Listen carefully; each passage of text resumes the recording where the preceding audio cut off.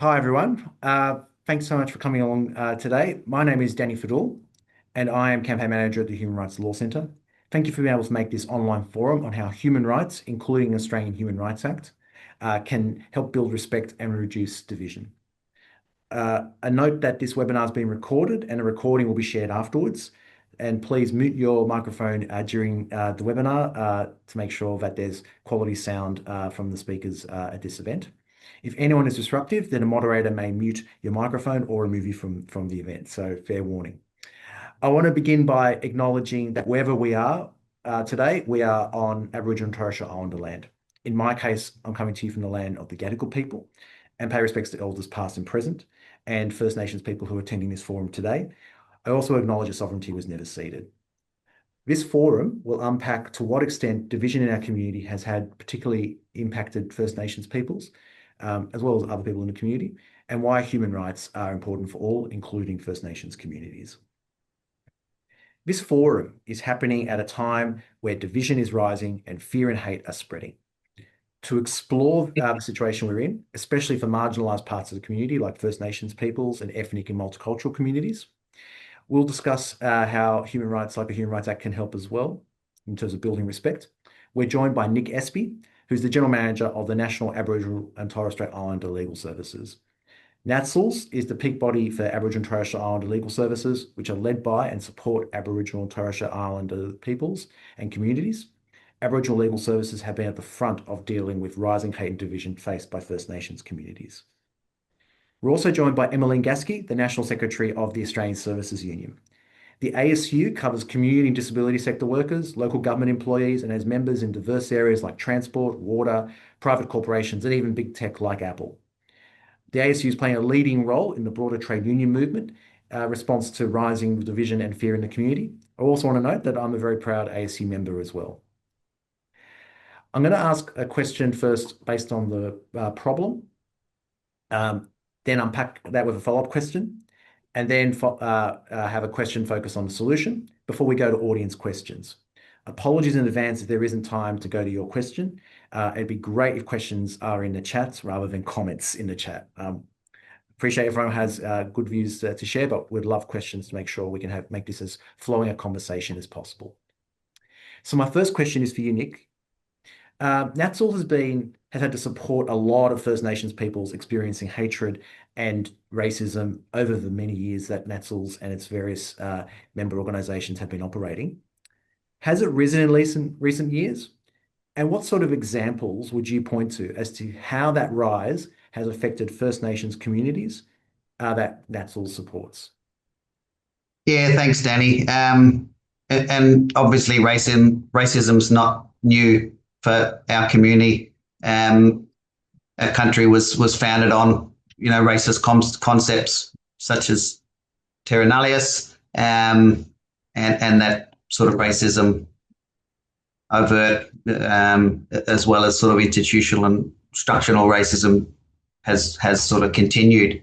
Has it increased in recent years? You look at rise of sort of online social media. We're flooded with racist comments.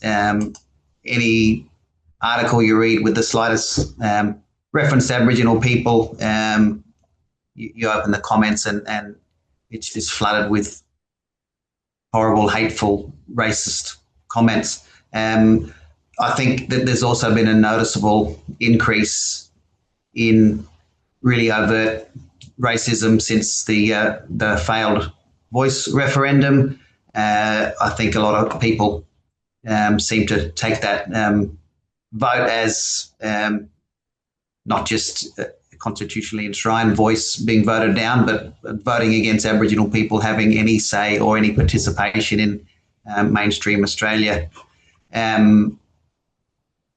So yeah, touching on some of the things that NATSL's and our member organisations face when you consider it's now more than 35 years since the Royal Commission into Aboriginal Deaths in Custody. There was evidence there of racism, and there's just continued structural failure. 637 people have died since then. So even we're losing even more people than we had since the 1980s, and that's no coincidence. Governments, state and territory governments, are really pursuing, in some cases, they're actually celebrating and promoting racist policies and legislative reforms that disproportionately see our mob behind bars. In fact, over recent years, the whole tough on crime narrative has seen political parties campaigning on racist reforms that see people locked up in custody. 10 years on since the Northern Territory Royal Commission into Youth Detention and Child Protection, which recommended banning spit hoods for children, for example. As recently as almost 2 years ago, our current government, campaigned on reintroducing spit hoods for children, spit hoods that are, as we know, potentially and have in fact been lethal. So government's campaigning on torturing Aboriginal people. And of course the increasing impact on these sort of laws that see more people locked up, the increasing impact on Aboriginal children here in the Northern Territory where I am.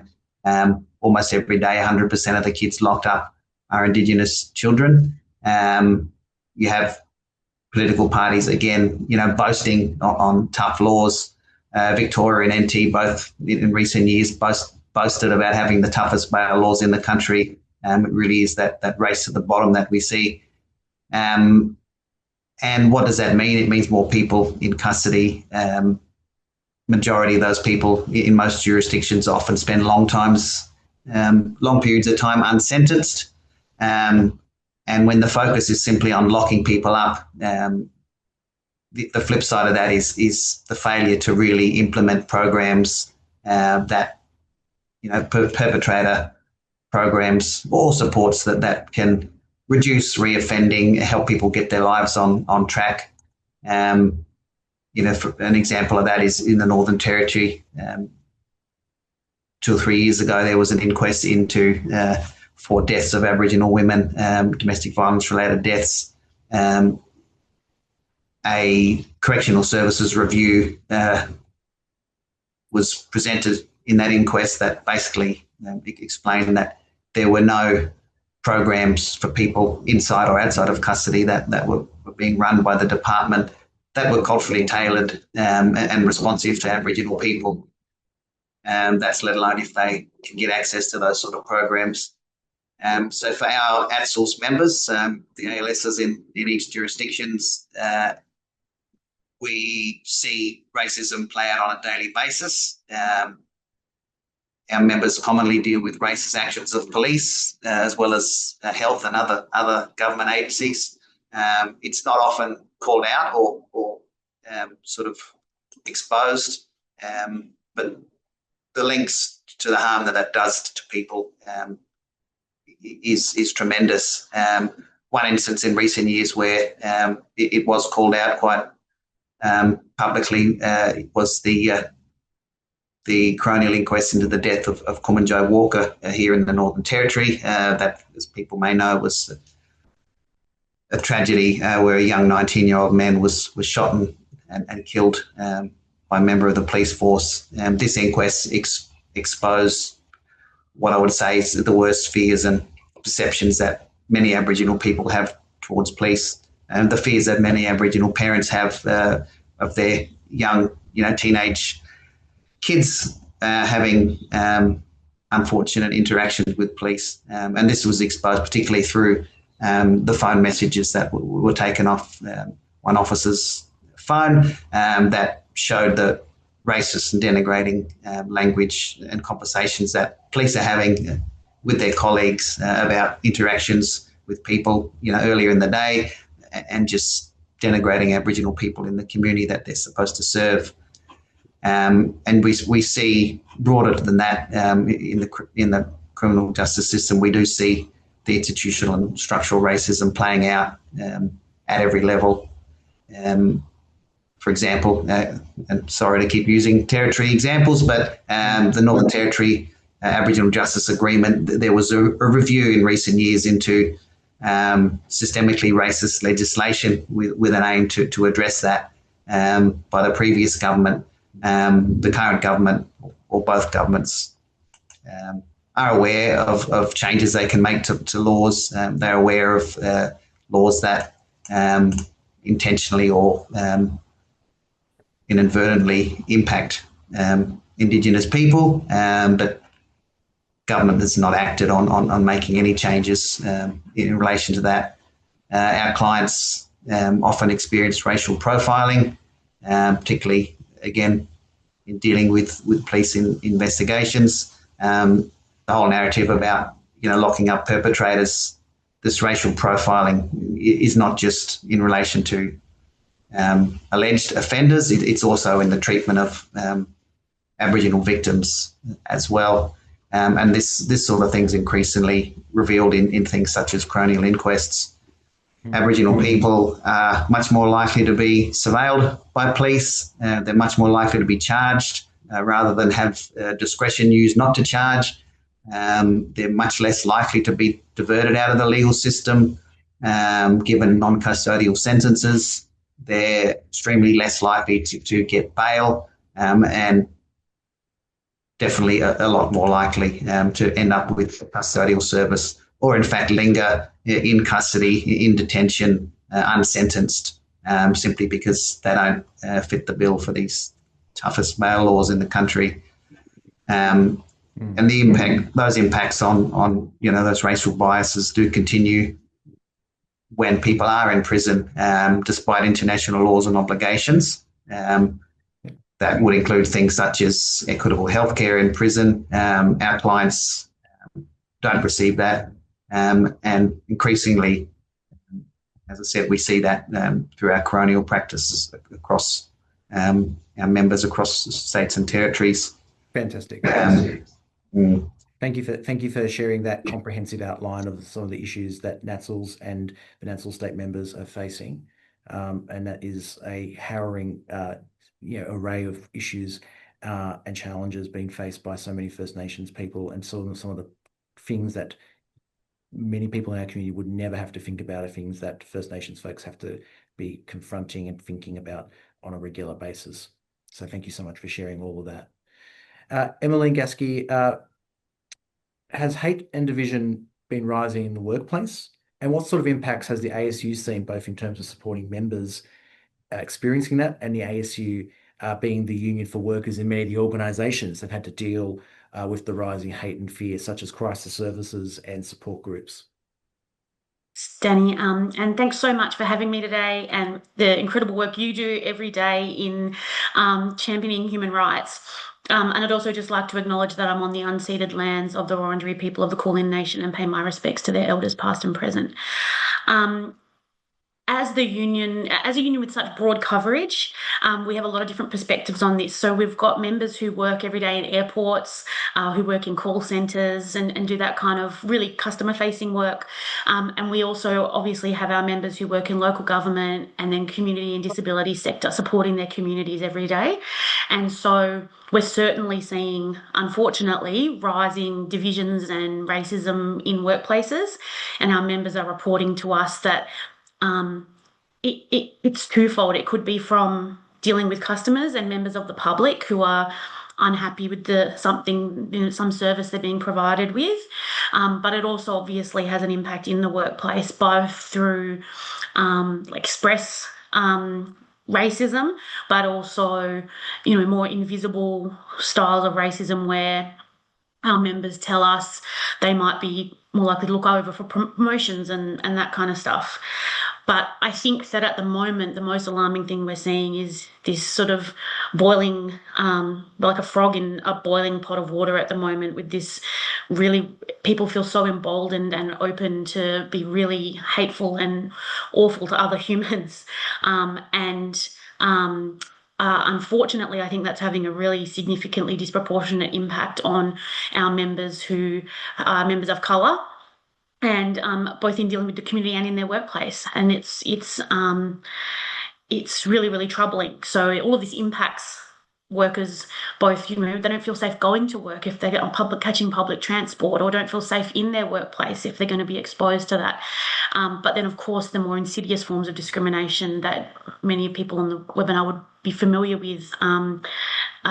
So one thing that's we're doing is, first of all, doing some deep research with our members with lived experience of racism in the second half of this year, to really drill down into what is happening, what are the solutions, what more can the union be doing, what support do workers want, and that's being driven by a group of our members with lived experience of racism.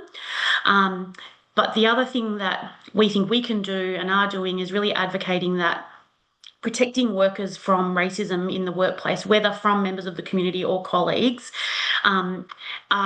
is an occupational health and safety issue. And employers, like their obligations to keep workers safe in so many ways, have an obligation on have an obligation to ensure that their workers are safe from and free from experiencing those kind of hazards in the workplace. So we've been calling for, on top of a Human Rights Act, which I know we'll get to, we're also been calling for the government to act on implementing a positive duty in the Race Discrimination Act that would put an obligation on employers to take all reasonable steps that they can to ensure their workplace is free from racism and discrimination. And we had great success in the union movement a few years ago in winning such a positive duty for employers to eliminate sexism in their workplaces, but we haven't yet won that positive duty in relation to racism. And so that's one thing we're doing that we think will be a really important piece of the puzzle. Fantastic. Thank you so much for sharing that, Emily. And that's a lot that's been going on from your perspective and from the ASU's perspective. Nick, as mentioned earlier by you in your contribution, racism and fear has been around for a long time for First Nations peoples, as well as more generally in our community. You mentioned the voice referendum as like one element of sort of like providing permission for some people to express that, racism and hatred that they have with respect to First Nations folks. Are there any other factors that you wanted to point to that's showing why this is rising? Because many of the things you raised have been long-term problems that First Nations peoples have been dealing with when it comes to government services, the criminal law system and the like. Besides the voice referendum, is there anything else going on that is providing that rising hate and division that First Nations peoples and communities are experiencing? Yeah, look, certainly that's a huge one, and the impact of that is increasing, and I think it increases when governments fail to act, and that includes the Commonwealth. I mean, you look at these publicly visible things such as, the Anzac Day, that the coordinated booing of Welcome to Countries, or the thankfully failed, well, not totally failed, but the attempt at bombing Aboriginal people in an Invasion Day rally. These things continue to rise, I think, when, one, we don't have governments, ministers, premiers, chief ministers, prime ministers and others getting in front of the people, getting in front of the camera and being brave enough to actually call these things out. But not only that, actually committing to the things that they have committed to, such as their signatories to the National Agreement on Closing the Gap, which is something that governments have committed to, but regularly fail to act.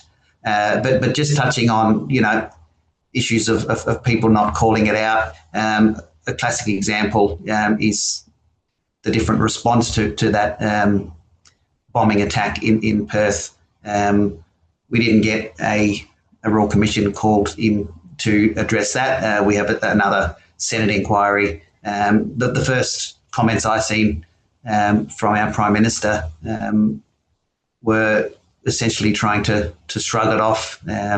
And I think his comments were about the alleged bomber. Well, I hope they throw the book at him. I'm not going to talk about something that's before the courts. A classic shutdown line, but a typical fail opportunity to call out the racism that continues in the country. So when we're not seeing our leaders calling it out because of potential fear of public perceptions, that has a huge impact, and it gives license to people to continue racist behaviour. But yes, our governments, all governments, state, territory and federal, are supposed to be committed to closing the gap, but regrettably, we've had review after review of this agreement, and governments just have not meaningfully implemented the transformational change that we would expect. And it's not for lack of understanding the solutions. NATSLs, our member legal services, sit on many forums and address these things, showcasing and promoting Indigenous solutions, alternatives to prison, ways in which Aboriginal people and organisations can participate, but those things just get ignored, or there's just a failure to fund or support programs that we know are going to help. But yes, another drive, as I've said already, is the sort of unchecked online racism, social media. The eSafety Commissioner herself has admitted that regulation of those sort of things is pretty poor. But there's, I suppose, from our mob, from our Aboriginal people in the community, there's little trust in many of the institutions that are meant to address racism. An example of one institution is child protection systems in jurisdictions. Recently here in the Northern Territory and Queensland's look like they're about to follow is the eroding or the watering down of long-held standards. That is our Aboriginal child placement principles. Our government is introducing laws to water that down. We know that will mean more Aboriginal children not being with family, not being with extended family, and ending up in non-Indigenous foster care or residential care facilities. We know, governments know, those are the sort of kids that will then end up in the youth justice system and end up locked up. So it's a real failure to place any value on Aboriginal culture, Aboriginal family structures and kinship systems. We know there's solutions to that. We know that community organisations do things like kinship mapping and help the agencies to find places for those children. There are many solutions. As I said, our members sit through multiple inquiries. Every time there's an inquiry, we produce a submission. It's not hard to update the previous submission that did nothing, but that's what happens. Governments continue to ignore it. One example in relation to the Closing the Gap agreement is NATSL's, who co-chairs the Justice Policy Partnership. That's a forum where we co-chair the policy partnership that addresses the justice targets to reduce incarceration of Aboriginal adults and children. So yeah, those are just some examples, Danny. Thank you for sharing all of those examples. And just to be clear, the books behind me are not all of the reviews that have highlighted the ways in which we could be doing better. Some of them are, but not all of them. But you're right, there is so much. Need a bigger shelf. There is so much information out there. It's not a lack of information or the lack of review. That's that we're in this situation we're in right now. Which brings me on to you, Emmeline. Why is rising hate and division something that ASU and unions more generally are paying attention to and responding to?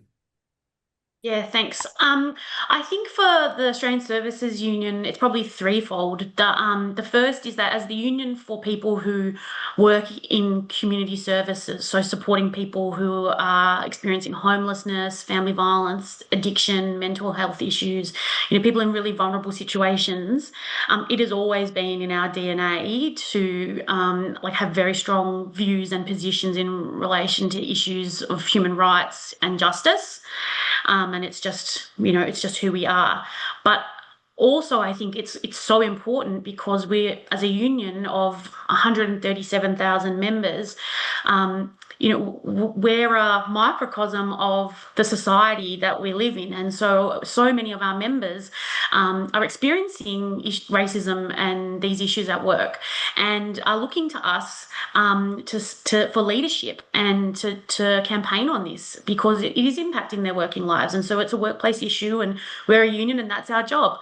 But thirdly, and I think more broadly, I think this issue must be tackled by unions and working people because we're seeing, the rise in the UK and America of the far right and the surging polls for Pauline Hanson here in Australia that send a shiver down anyone's spine. And those people are the people who are doing the bidding of the billionaires, but pretending that they're for the little guy and the worker. And they're using people of colour, Aboriginal people, immigrants, as the stalking horse for their arguments. They're the scapegoat they're making as to why people can't afford a house in this country. Working people have got very, very legitimate concerns at the moment. They can't afford to buy a home. They can't put food on the table.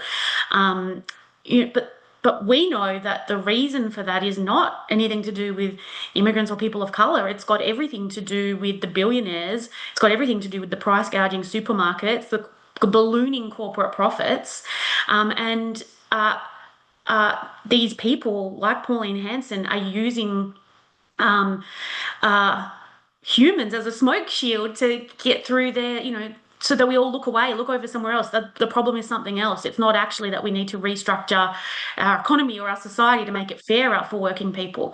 And so from our perspective, it's absolutely critical that we build solidarity and education in the community about what the real problems are and what's driving inequality in our society. Because, I have a very strong view that this is a lot about making sure that racism is being used as a tool to keep workers' wages low and to divide workers so that they're not one big strong group of people who can win the wages and conditions they want. So I think that it's absolutely essential that all workers stand together alongside our comrades, not just because it's the right thing to do, but because it's so obviously a tactic of the billionaires and the neo-right that is emerging to win, to divide us. Thank you for sharing that, Emmeline, and definitely the point of unity is definitely an important element of making sure we reduce division in our community. That is exactly right.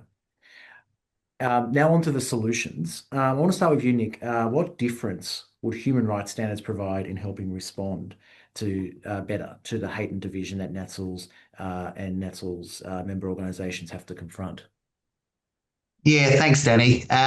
Look, in the absence of our country truly recognising, international standards and implementing laws and policies to align with those standards, such as, the Convention on the Elimination of Racial Discrimination or the Convention on the Rights of Children, our governments essentially are off the hook and are not really bothering. But certainly Human Rights Act could be used in that way to make sure that the rights of Aboriginal people are embedded and these international standards are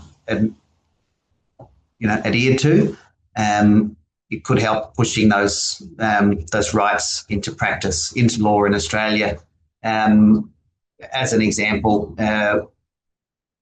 NATSL's has been calling for the Commonwealth to step in to use their external affairs powers under the Constitution to pass legislation to set minimum standards that benefit children, particularly in the youth justice and child protection scenarios. And in fact, the government's aware. It's often the challenge we have in meetings with the Commonwealth that they want to wipe their hands of it and say, well, we can't do anything we can't make states and territories change. There's nothing we can do. In fact, there is. In fact, we have some legal advice that the government's well aware of that says yes. In fact, Commonwealth can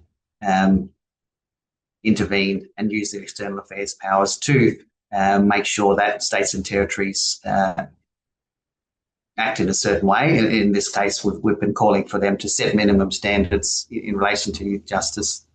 This is something that NATSLs and many other organisations and people raised in the recent Senate inquiry into youth justice. We say they can do it. I think they could probably do it in other areas such as child protection, but stay tuned for some further constitutional advice on that.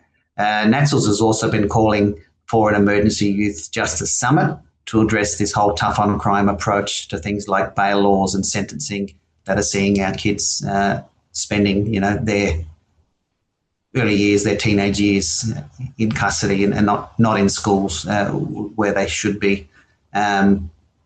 Minimum standards could address that overrepresentation. Addressing systemic racism with a human rights lens also has, there's an opportunity there to eliminate racist policing and discrimination against Aboriginal people, strengthening the oversights. An example of that is the police complaint systems.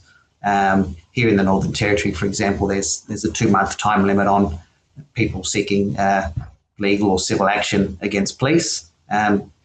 This, for example, creates huge barriers for our members here in the Northern Territory being able to provide legal advice, particularly the Aboriginal people living in remote communities that can't just walk down the road and make a complaint. They often have to wait a long time to access legal advice and assistance. But using a human rights lens, being able to see the protection of our cultural rights, culturally appropriate programs, such as the example I gave before about domestic violence programs not being culturally tailored to Aboriginal people. We see, the benefit of the Human Rights Act being able to help push and steer those sort of things. But as I said, these solutions, government is well aware of them. The answer is strengthening their obligations through things like the Human Rights Act to help push and steer those changes in a positive way and help governments to actually allow Aboriginal people to be part of those solutions as time and time again people try to.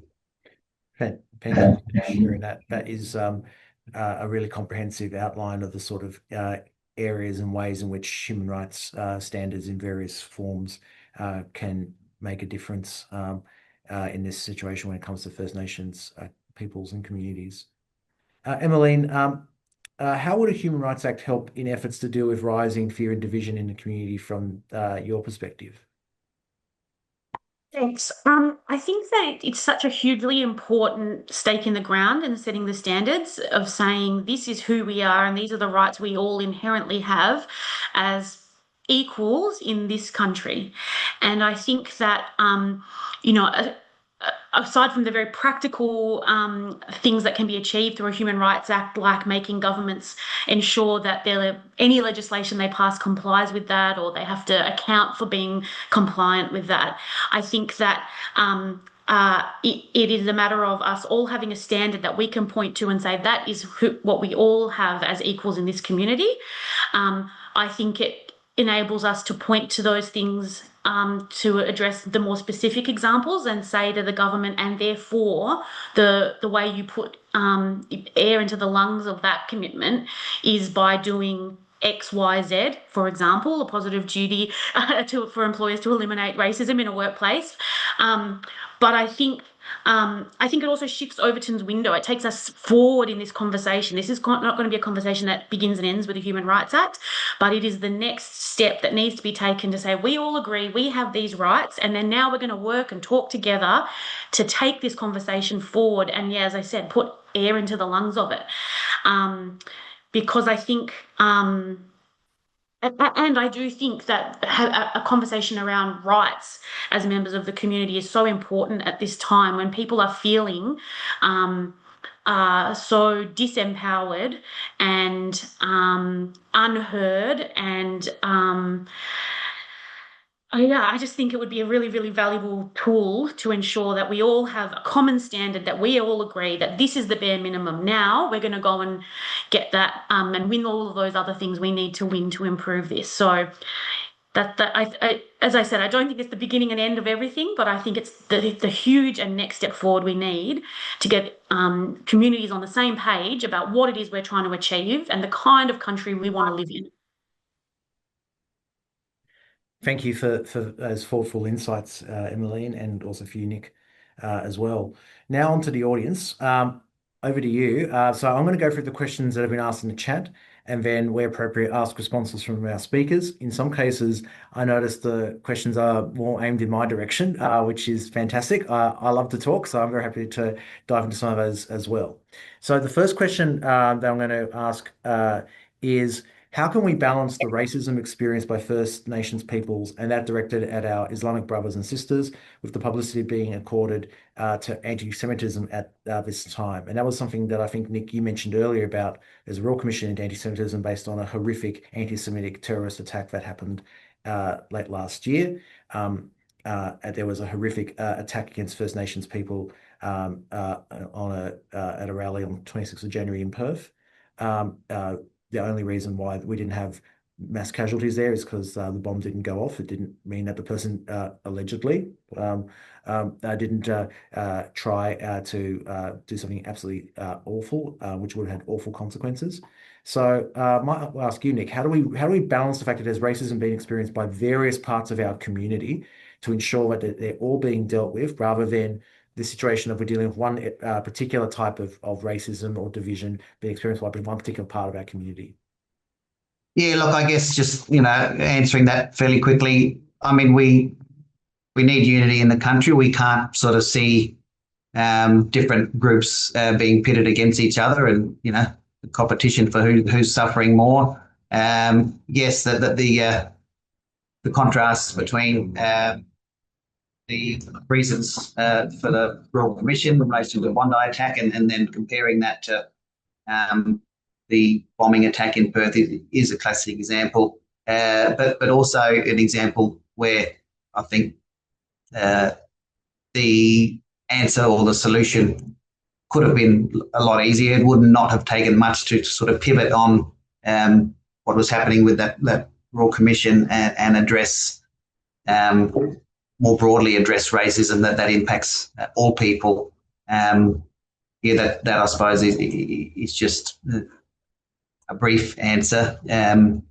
Many different groups experience it in many different ways, sadly, in this country. Thank you for that, Nick. Emmeline, is there anything you want to add to that about how do we deal with the balancing of multiple parts of our community all experiencing various forms of racism and hatred being directed at them? I think just briefly, I would say that a Human Rights Act is a perfect example of a way that we're saying we set the standards for everyone and everyone has these rights. And it doesn't matter who you are, that's the minimum expectations of how you're going to be treated in our country. I think, though, that there is a lot of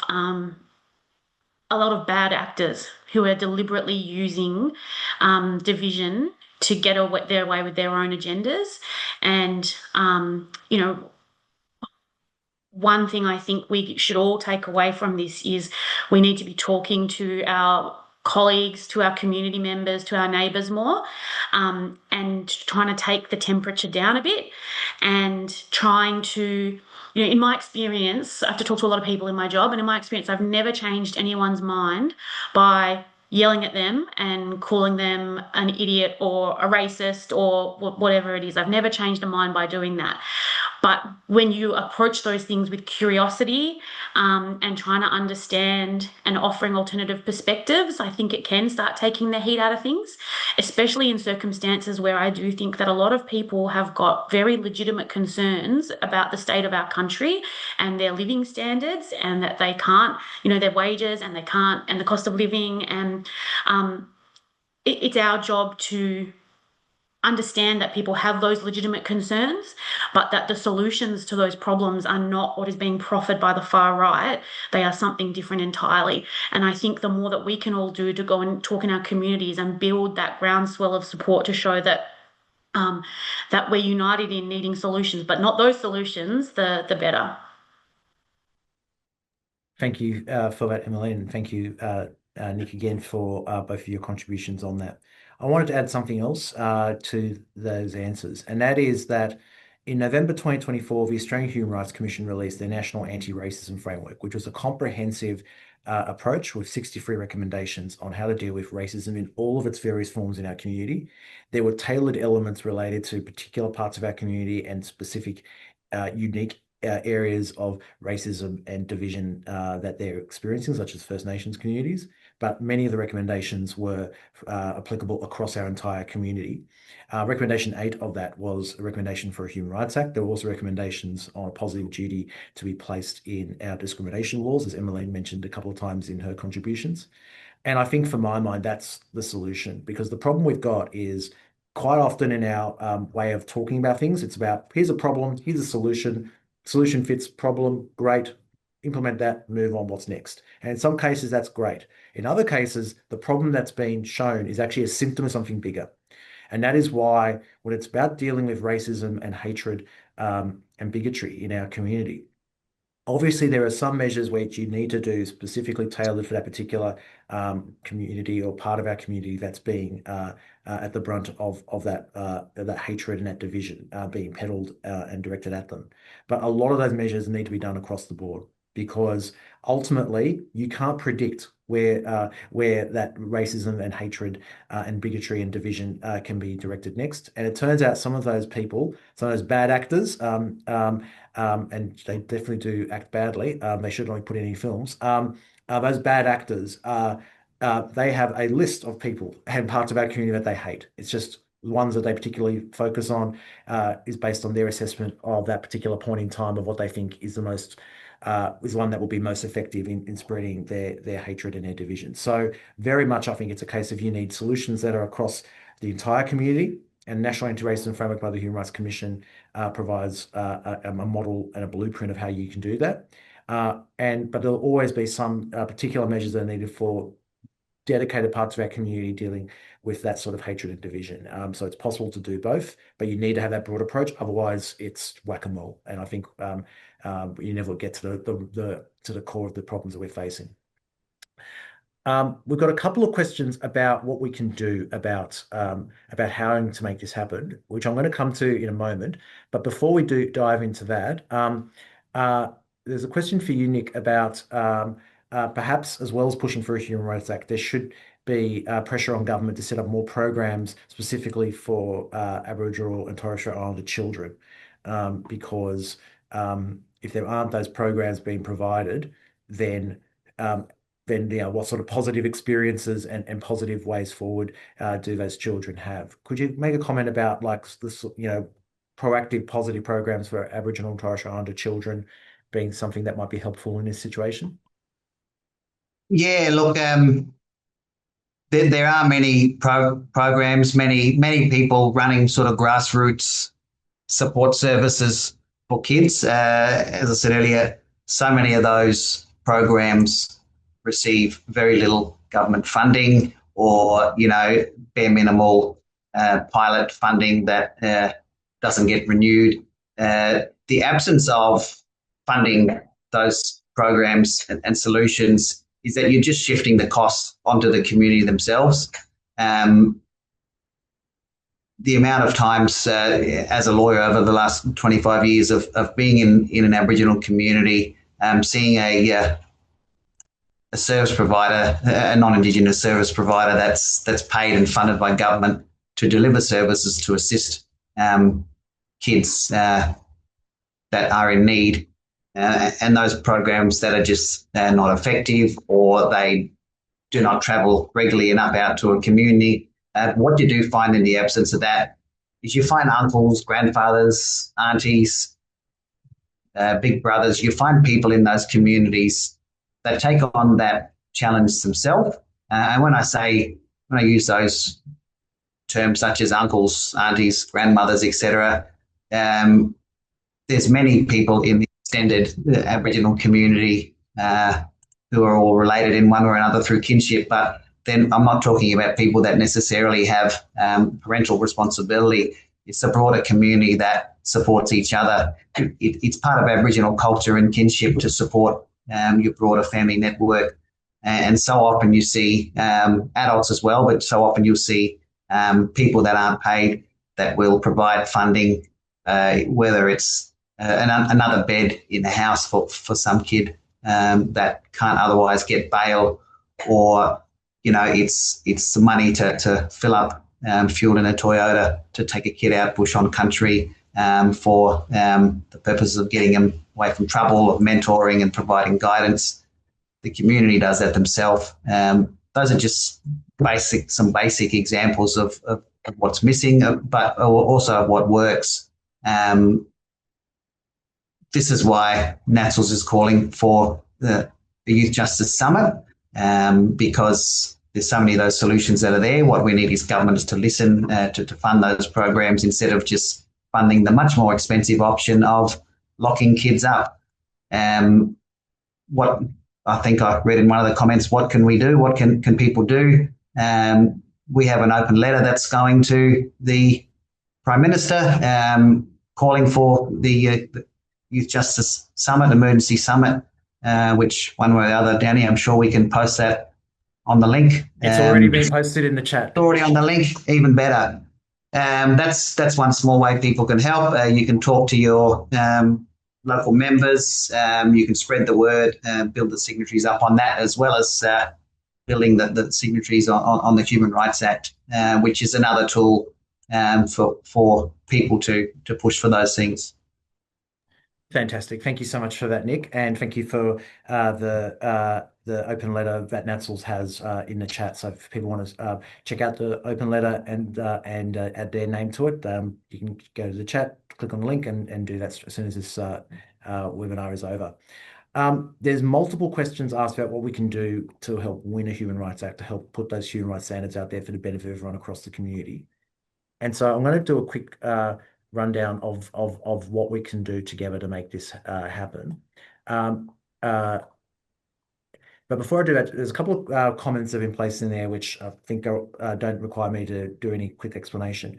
But there is one about people with disability, and it's a good reminder for me to mention that the Disability Royal Commission recommended that you need human rights standards for people with disability to be able to rely on when their rights are not being respected, and to improve services, laws, and policies with respect to people with disability. That Royal Commission, their final report was well over 2 years ago. The federal government's response to it was end of July in 2024. And that response said that they were still considering those recommendations regarding human rights standards for people with disability, because they were considering whether to implement a Human Rights Act, which would do that, but for everyone across the community. So I think that's one really important thing to think about when it comes to people with disability. Like, there are multiple parts of our community that are being targeted, not just people on the basis of race or their faith.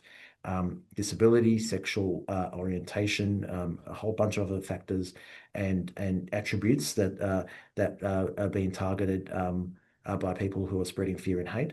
And so that's one of the benefits of a Human Rights Act, for making sure there's the standards there for across the entire community. But I think the important thing to take away from all this is that there are multiple things that people can do here. One, if you're not already part of the Human Rights Act campaign, please join the Human Rights Act campaign at humanrightsact.org.au with the link in the chat. Two, Nick mentioned that the social media space is a space where a whole bunch of this hate and fear is being spread. We can also spread the solutions there too. Not trying to say that one share of a Facebook tile or an Instagram post is the answer, but every bit helps. The more we spread solutions, the more we spread respect, the more we spread positive messages, the better the spaces can be, and the broader the community of people calling for a Human Rights Act can be as well. So there's links to how you can follow the Human Rights Act campaign on Facebook as well as Instagram. And folks have mentioned in the chat about talking to colleagues in the community what resources are available. humanrightsact.org.au has a mountain of resources that people can use to help spread the word, more information about how Human Rights Act helps in a whole bunch of ways. But the big one I wanted to highlight is fact sheets. We have over 15 fact sheets showing how Human Rights Act can help in various ways in various parts of the community. So have a look at the full list. It's a big list of fact sheets, and that's because the Human Rights Act can help in so many different ways. It's honestly the Swiss Army knife of human rights. You can use it in so many different ways for so many benefits across our community. The one fact sheet that I'm going to put in the chat to particularly highlight as relevant for this conversation is one focusing on how Human Rights Act can help build respect over division in our community. By spreading the word, by getting more people engaged in a Human Rights Act, by more people calling for a Human Rights Act, we can build those foundations so that when we are raising it with a member of parliament, with a government department, with people in our community, with people in your workplace, it's something which people will go, this is something which makes sense, this is something which does have broad support, and this is something that should be made a reality. So those are the sort of ways that we can help make a Human Rights Act happen. And those are the things that everyone on this call can do, and then spread the word to friends, family, neighbours, colleagues, workmates, because that's how we can make a Human Rights Act a reality. Unless there's any other questions that folks want to raise in the chat, I think I've covered all the actual questions raised. We'll be sending a recording of this event to everyone who's on this line, as well as people on the Human Rights Act email list. So I wanted to say, firstly, a huge thank you to our incredible speakers, Nick Espy and Emmeline Gasky. Thank you to everyone who has joined this forum. I've mentioned already how we can help build respect over division in our community. And in that recording, we'll also share the resources that I've placed in the chat as well. Thank you so much, everyone, for coming along today. Have a good afternoon, and together we can make a Human Rights Act a reality. Thank you, everyone. Have a good day.